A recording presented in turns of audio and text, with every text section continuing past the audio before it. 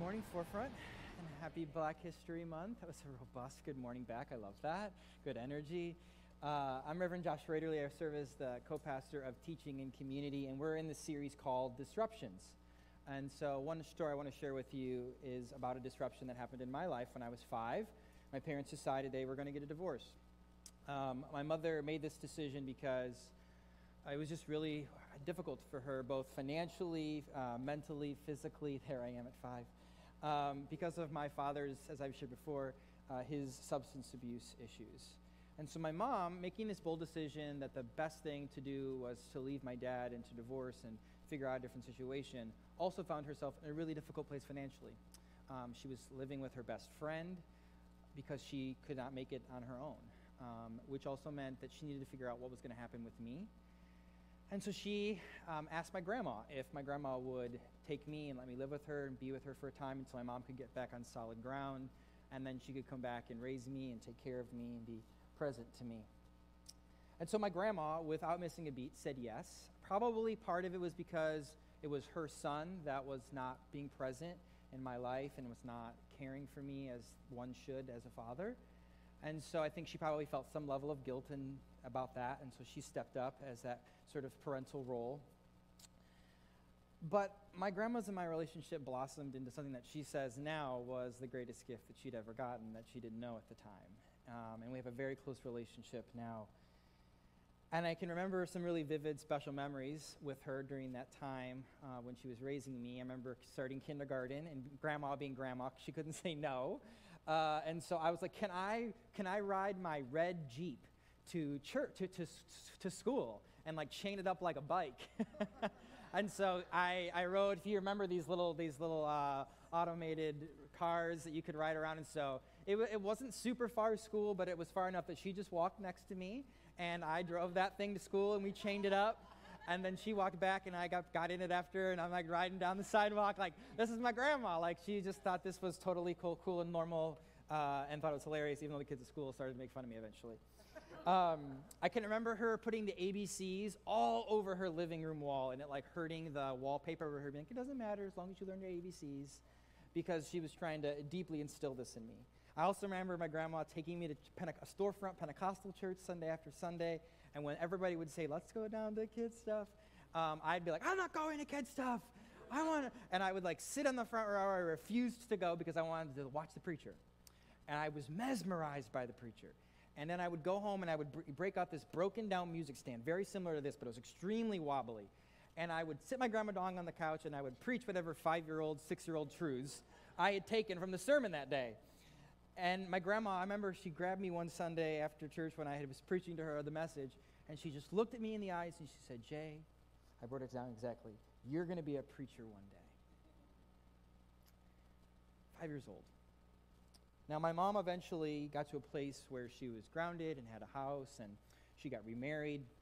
And so after a long legal woes and battles with my father, she was able to gain custody of me. And so I remember the day walking up to my grandma's house after school, and the police officer was there with my mom in the driveway and gave the papers to my grandmother and explained that I was to go now and live with my mom. I remember clinging to my grandma and crying and holding her and screaming because I didn't know what this really meant. I think in my little, mind as a toddler, I think I thought that I'd never see her again, when that really wasn't reality. I loved my mom and I wanted to be with my mom, but I also loved my grandma, and I didn't know how to live in this weird limbo space. And so the officer rips me traumatizingly out of the hands of my grandma and places me with my mom, and it's just this really dramatic moment. Now, my mom worked really hard to make up for those years in that time, and she was trying to be really present and really loved me, and she had worked so hard to get me there. And also tried to create a lot of boundaries with my grandma so that I wouldn't lean on her as a parent and lean on my mom, because I had gotten conditioned in that way. So a lot of tension, a lot of difficulty, long relationships. I started to act out in really intense ways in school to the point the principal decided to tell my mom, your child has one more chance, he's going to be expelled. And so my mom took me to church. At 12 years old, I had stopped going to church while I lived with my mom for several years. And so at 12, we decided that it was time to go back. And honestly, the very first Sunday that I went back to church, it was like everything that my grandma had instilled in me at like 5, 6, 7 years old, it all just sort of came rushing back. That excitement of being in church and the community and the worship and the experiencing of the Spirit and the feeling of coming home, as you described in many ways, because home was very nuanced for me. And I just immediately immersed myself in the life of the church. And my behaviors really changed because, if you want to get invited over to, sleepovers and hangouts with other church kids, you can't be a menace. You got to follow the rules. So I knew I needed to act better, and that really changed a lot for me. And I remember at 13, the children's pastor at my church saying, Josh, I think God has a call in your life to be a pastor. And I remember going, yeah, that's what I want to do. And for the rest of my teenage years, that's what I focused on. Other people were doing sports and music things, and I was not into any of it. I was into church. I was in church every day, literally. I went to church every day and assisted the pastor after school. I look back at the trajectory of my life, and I can trace these sort of key unexpected or unplanned moments and see how they shape the trajectory of my life. How at 5 years old, spending time with my grandma in church planted this seed that would soon blossom into something beautiful just when I needed it, my formative years of 12, that would soon then fan the flames of vision of what my whole purpose and meaning and career in life would be. I could look back at that time and think, oh, what a terrible thing and how awful it was, and it was, and one can acknowledge that. But one can also acknowledge, I think at the same time, the beauty that came from the pain and the suffering. I am not one who holds to the theology that God makes bad things happen to us, or that God orchestrates bad things for good purposes. But instead, I'm one that believes that when bad happens, God is one who uses the bad, who uses the hurt, who uses the pain and the evil to bring about good, and not only in our own lives, but in the lives of others. And sometimes we may never even experience the own good in our lives. It may be instead that we experience the goodness throughout other people's lives or throughout time. The scriptures tell us that God works all things together for good. It does not say our good, okay? All things work together for good. And so sometimes we don't always see the trajectory of the good and the good that happens in our lives and the pain that we've gone through. It could be perhaps a much larger trajectory beyond us. And so my question for you to sit with this morning is, for those of you who maybe are parents, how does your current experience of parenting compare to the expectations you had before becoming a parent? Has it panned out the way that you had imagined, the way you had expected? Did it all look as you had hoped? Was it harder? Was it easier? Were there things that were surprising? Were there things and times when you saw behaviors in you that reminded you of your parent and you went, why am I doing that? Were there moments when you went, I am going to intentionally not do that thing that my parent did? And maybe it really upsets your parent because they think you should be doing it the way they did it. And maybe it's propelled some hard conversations. How have there been moments when you've questioned your parenting choices or your parents' choices as well? All of us in this room today, in some capacity, have probably had some type of capacity of parenting, whether that is a literal parent or adoptive parents or foster parents or perhaps being communally parented in a passive way by an older sibling. What does that look like for you? I don't know. You don't have to define parents as anything culture does, but who parent you? For me, I would say it was my mother and my grandmother. And how did your expectations hold up for them? Did they meet your expectations? Were you disappointed? Have you spent a lot of money in therapy trying to figure that out? They're probably different than you imagine. And I know for my mother and I, as we've had a challenging story and a challenging journey, we've had to be willing to express our disappointments with each other, our feelings, our places where expectations did not meet our hopes. Believe me, my mother was also disappointed with how things panned out in her marriage, with how her parenting journey looked. It was not what she had dreamed or she had imagined either, but she was doing the best she could with what she had been given, trying to make the best choices she could. Now, Josh, at 33 years old, can say that. Josh at 25 couldn't have said that. Josh at 30 probably couldn't have even given my mom the grace that she needed. But I'm at a different point now in my journey to look back and go, let me be quick to extend the same grace to you as I would want to be extended to me if I was in your circumstance.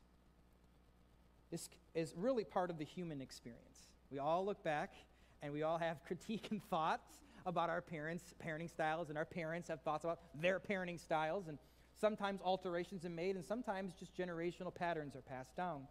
But it's all part of the human experience. It's not unique to you. It's not unique to me. And so how do we navigate this? How do we walk through this? Quite frankly, this isn't something that I think is talked about enough in society, let alone in the church.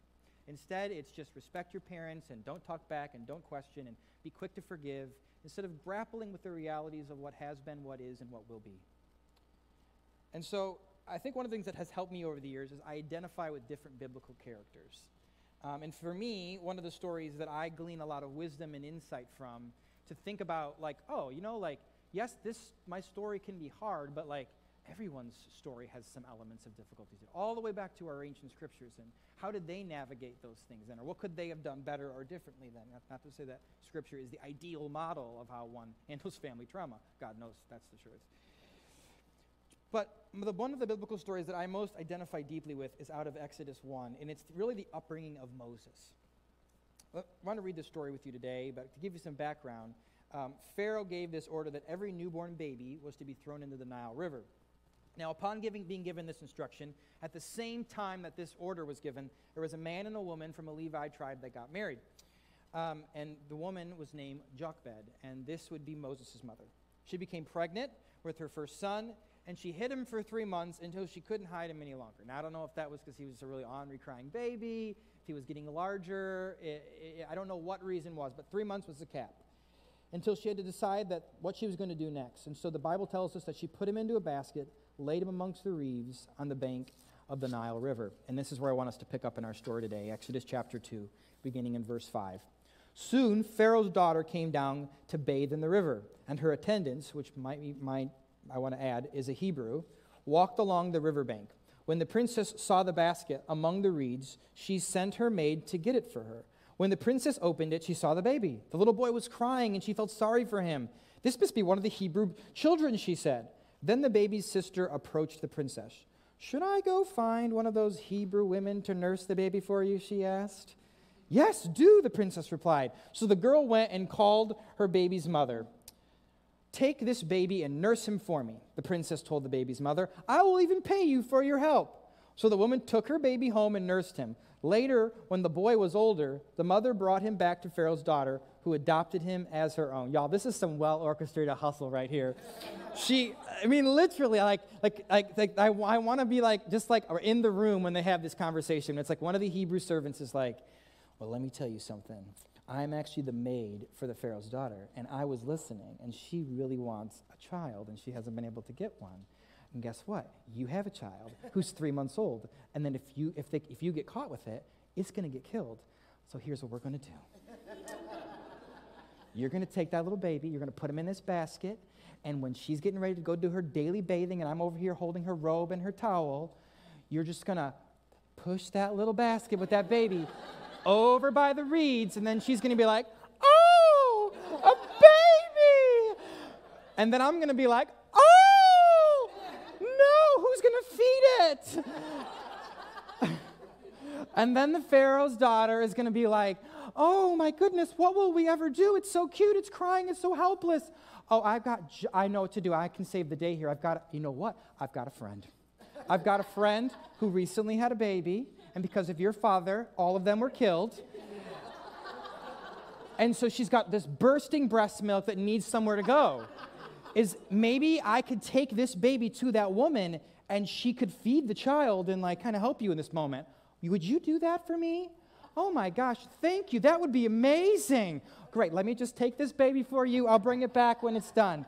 And then she wanders off with the child and clearly introduces it to the princess. The princess says, I'll pay you to feed my child. She's literally getting paid to breastfeed her own child. This is some well-orchestrated hustle. This is the ideal setup right here, okay?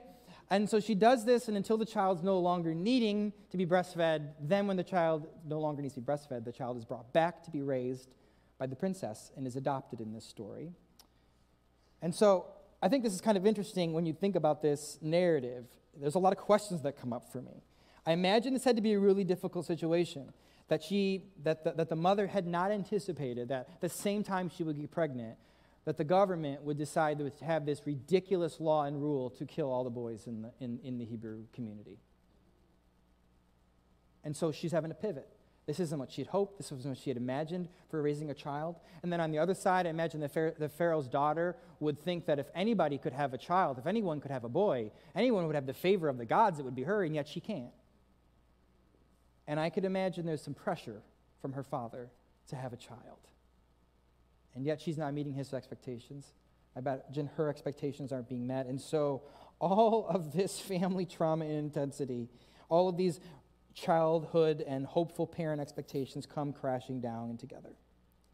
And so the mother has to decide what is an alternative situation for rearing her child, because clearly she can't raise him and take care of him and keep him safe. So what and who could? And so she puts him in a basket and leaves him by the reeds. I identify with this story because in many ways that is exactly how I picture what my mom did. Growing up in a home with an alcoholic person was dangerous, it was difficult, it was challenging, it wasn't safe. And my mother did not know what to do. And she felt stuck because she couldn't financially provide on her own. And as much as she would have wanted to raise me on her own for those first few years, and mind you, just so you know, my mother did not disappear while she gave me to my grandmother. She was around often. But my grandma's home was where I lived. She put me in a basket, and she left me on my grandma's front door, pushing me into the reeds and saying, please care for him for now. You can provide something for him, I cannot. That's selflessness. That's courage. That was hard for her. Again, 25-year-old Josh could not have said that. And then to do the work and the time to be able to build a home, to come back and to take me and to give me the life that I hadn't had yet. That's hard work. None of this was ideal for Moses. None of it was ideal for me. None of it was ideal for Jochebed. And none of it was ideal for my mother. None of it was ideal for my grandmother, who probably would have loved to enjoy retirement some more. And none of it was ideal for the Pharaoh's daughter. And so for a while, I think it's important maybe for us to sit with some more questions in this story. When I read this story, in the spirit of our church asking good questions, I want to ask some wondering questions. I wonder what would make Moses' mother believe Pharaoh's daughter would pity a Hebrew baby. Had she heard through the servant girl that she wanted a servant child? Had she heard through the servant girl that she didn't agree with her father's way of ruling? Was there some family tension there? Was she defiant? How did she convince her father to let her keep this Hebrew boy that she found? What leverage, what power did she have to use? What family cruelty or difficulty existed there that she did that to be able to keep that child alive? What courage did she have? How about the Pharaoh's daughter? I wonder what was inside of her that gave her compassion for someone that she had been raised to hate, that she would break a family line of hate towards a certain people group. How about Moses' father? I'm like, where is this dude? What's going on here? What's happening? Where are you? It's kind of what I asked about the story of my father. Where are you at in all this, dude? What's going on? You putting all this on my mom? Where in this narrative is he? Why is he there not caring and protecting for his son? Did he support or disagree with his wife's approach to secure Moses' survival? Did he maybe hold the position like, just, let the life be ended, and she had to rebel against what the father said and try to scheme and figure out another alternative plan? He seems to not be involved or caring about this. Where is he at in all of this story? There are a lot of unknowns in this biblical story, and there are a lot of unknowns in my life and probably in yours as well. There's probably a lot of questions and things that come up of why did my parent do this, or why didn't they do that, or where were they, or why weren't they? It's part of the human experience. It's part of our story. It's deeply a part of who we are, who we're becoming. We all have to probably navigate the disruption of expectations of what our parenting or our childhood could have looked like. And I wonder if Moses ever got to talk with his mother or his adoptive mother about the challenging family dynamics. I wonder if, as he got older and he navigated both the tension of being both Hebrew by blood and Egyptian by adoption, I wonder what that tension was like for him. I wonder if either of his mothers ever talked to him about that. I wonder what was inside of him that he would have empathy enough to be the one that would then soon lobby for the liberation of his people who were held in slavery. I wonder if it was essential to have an insider from within the Israelites, from within the Hebrew people, to find themselves being raised amongst the Egyptians, to find the language and the words, and to see and witness the pain of the people, to then rise up and be the one that who would cause and bring liberation. I wonder if he can look back at his life, or he looked back at his life and saw the pain and the suffering and the difficult family dynamics and narrative and saw how God used all of that to bring the liberation to a group of people who were enslaved. I know I look back at my own life and I think about the pain and suffering I've gone through and how it has formed me and called me to be a part of the liberation of people within a progressive Christian movement who've been oppressed and hurt and harmed, and how all of these parts of my story formed me who I am and gave me sensitivity to all of it. What is it for you? How has the pain and suffering in your life, how has the parenting that's been disrupted, or how has the expectations of your parenting that's been disrupted, how has it or could it or will it shape you? So many questions we could ask. But I do want to give us this as we bring some closure to this message. I want us to think about what are the ways in which we can navigate relationship, both as parents with children and children with parents, in having healthy understandings of each of our stories and the expressing of disappointment and hurt and harm and the breaking of expectations and the unraveling of our hopes. And so here's 3 things that have been helpful that I think maybe could be helpful for you as well. The first one is honest and authentic communication. You got to have that. You have to be able to create space where you can express your disappointment, your hopes, and at the same time express grace amidst it. And forgiveness. And now all those things don't have to happen in the same conversation. That's a journey. It's taken a journey to get here, and it will take a journey to get to a new place and a new destination. I know my grandmother, I love her dearly and care for her deeply, but I think as time has gone on, I begin to see how some of the religious things that she has done in my life has caused harm, and I've had to grapple with it. My grandmother, as much as I love her and she's been formative in my life, she projected a lot of her parenting stuff that she did wrong with my dad onto me. My father had if you grew up in the Pentecostal church, this is familiar to you, my father had a prophecy over his life. And that prophecy was that he was going to go by train, he was going to go by car, he was going to go by plane to preach the gospel of Jesus Christ. He did not do that, okay? My father did not do that, but guess who did do that?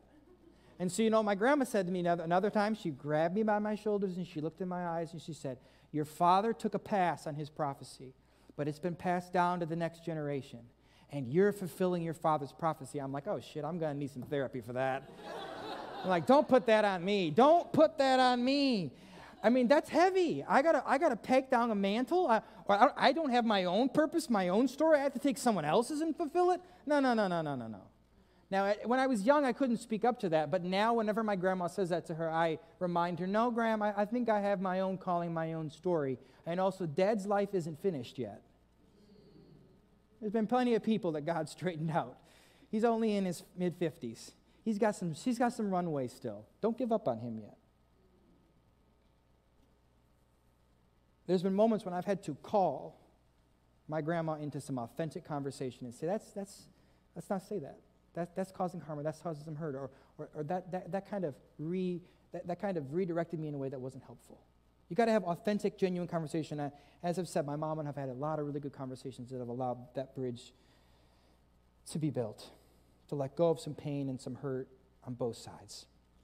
Number 2, learn to separate your worth from approval. Were you made to feel valuable even if you made mistakes? Or were you made to only feel valuable when you were good and performed right? This is a thing that a lot of us have deeply ingrained in us, right? To only receive praise, to only receive good, to only be told you're good when you do good. And when you do bad, you're bad. And that's coming out for Austin and I in lovely marital counseling, that I think if the house is good and everything is perfect and orderly, then I'm good. And if the house isn't orderly because Austin leaves a pile somewhere, I'm not good and we're not good and we need to fix that. See what happens there?